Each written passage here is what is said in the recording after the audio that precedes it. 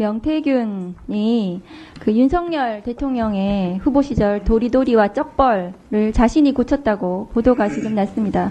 도대체 윤석열, 김건희 부부는 명태균과 무슨 관계인지 지금 궁금합니다. 국민을 입틀막 하더니 윤석열, 김건희 부부는 명태균에 대해서는 꿀먹은 벙어리입니까? 국정 혼란이 명태균 때문에 40일 이상 이어지고 있습니다. 윤석열, 김건희, 명태균 이 세 사람의 불법적인 대선 레이스에 대해서 규명이 이루어져야 한다고 생각합니다. 윤석열, 김건희 부부를 위해서 불기소를 또 마다하지 않은 이창수 서울중앙지검장한테 묻겠습니다. 자, 화면 좀 올려주세요. 지난 5월 16일 날 취임하면서 한 말 생각납니까? 저렇게 얘기하셨거든요. 네, 제가 저렇게 얘기했습니다. 부정부패는 성역이 없다. 비리 세력에게 빈틈을 허용하지 말아야 한다. 저도 충분히 동의합니다. 그런데 어제 비리 세력 반칙으로 검은 돈을 13억 9천만 원이나 부정취득한 부패 세력 김건희 피의자에 대해서 도이치모터스 주가 조작 혐의를 불기소로 결정을 했습니다.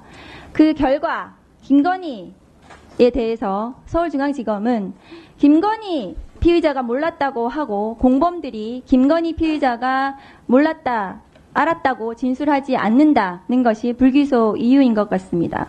서울중앙지검의 엄정한 검토 결과는 마치 김건희 여사가 고용한 변호사, 로펌 변호사들을 보는 것 같습니다.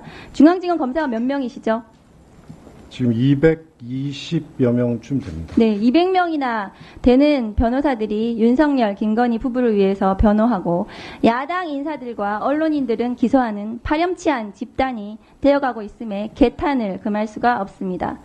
자, 그런데 검사장님, 2014년도에 판결된 주가 조작 사건 하나를 보여드리겠습니다. 저것이 서울중앙지방법원 판결문인데요. 저 판결에 따르면 피고인이 주가 조작을 몰랐다라고 얘기하고 공범들이 그 알았다고 하는 진술이 하나도 없더라도 시세 조정에 공모 가담했다는 것을 인정하기에 아무런 장애가 되지 않는다는 판단이 있습니다. 자, 이 판결에 비유해서 제가 물을게요. 김건희는 왜 갑작스럽게 거금을 들여서 도이치모터스 주식을 집중 매수 시작했는지 제대로 설명을 못합니다. 공범들 중 김건희와 도이치모터스 시세 조정을 공모하였다는 취지로 진술하는 사람이 하나도 없지만 김건희의 공모 사실을 입증하는데 장애는 없다고 보여집니다.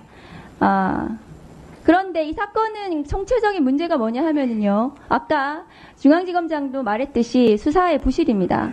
윤석열 정부 들어서 김건희 피의자에 대해서 피의자의 주거지, 사무실, 휴대폰 압수수색 안 하셨죠? 안 한 거 맞죠? 네, 그런 사실은 없는 네, 걸로. 그런 사실 없죠.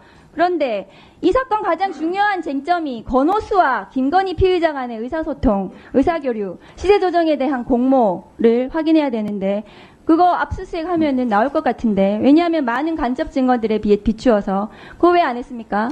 가장 중요한 거 왜 안 했습니까? 그걸 안 하고도 지금 수사 제대로 했다고 발표하는 겁니까? 수사 부실이에요. 수사 이렇게 하고 뭘 제대로 했다는 거예요, 2년 반 동안. 서울중앙지검이 이 정부 들어서 도이치모터스 관련해서는 압수수색을 제대로 한 게 없습니다. 수사를 제일 잘한다는 서울중앙지검이 피의자 김건희에 대해서 사무실, 휴대폰, 주거지, 컴퓨터 압수수색 안 하신 거예요. 그런데 이 사건 수사 결과에 대해서 책임을 진다고요? 어떻게 책임을 집니까? 서울중앙지검장이 이거에 대해서 할 말이 있습니까? 명품백 수사에 대해서도 물어보겠습니다. 명품백 수사 관련해서도 피의자 김건희에 대해서 사무실, 주거지, 휴대폰 압수수색 했습니까? 저희가 임의적인 방법으로 충분한 증거를 무엇이 확보했습니다. 임의적이에요? 피의자가 범행 부인하고 있는데 언제 임의적으로 수사했습니까? 저희가 카톡도 전부 확보했고. 무슨 카톡? 피의자 김건희 카톡 확보했습니까? 그렇습니다. 피의자 김건희 휴대폰 압수수색했습니까? 카톡을 전부 확보했기 때문에 그 피의자 김건희가 어떻게 의사 연락을 하고 범행을 했는지 휴대폰 필요하잖아요. 압수수색이. 왜 안 합니까? 다음 거 보여주세요. 그런데 지금 김혜경 씨 수사는 저렇게 했어요. 7만 8천 원 가지고 압수수색 몇 번 했습니까? 130번. 저러니까 검찰이 욕먹는 거예요. 명품백 관련해서 중앙지검장한테 묻습니다. 당시에 다음 거 보여주세요. 법무부 장관이 이런 말 했습니다.